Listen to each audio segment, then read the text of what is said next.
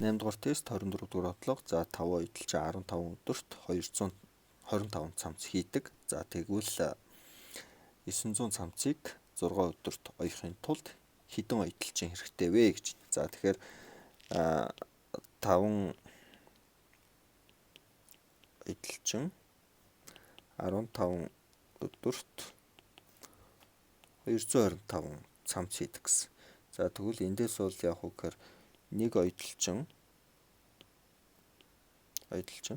нэг өдөрт хийх ажлын бүтээмжийг бол олчиж чадна. За энэ нэг олохдоо бол 225-ыг бол 5 туваагаад гар сайруугаа дахиад 15 туваачна гэсэн. За эндээс бол нэг ажилчин бол өдөрт бол 3 цамц. Нэг өдөрт бол 3 цамц оёдоо гэсэн ажлын бүтээмж гарна гэсэн.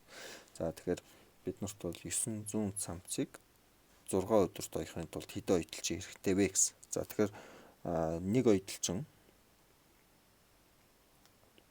6 өдөрт хэдэн цамц оёх юм бэ гэдэг ажлын бүтээмжийг олчихъя. За тэгвэл 6 өдөрт бол 18 цамц оёж чадна гэсэн. 18 цамц оёно гэсэн. За тэгвэл яг ийм ажлын бүтээмжтэй хичнээн оюуталчин 900 цамцыг оёх юм бэ гэдгийг олохын тулд 900-аа бол 18 туваачна гэсэн.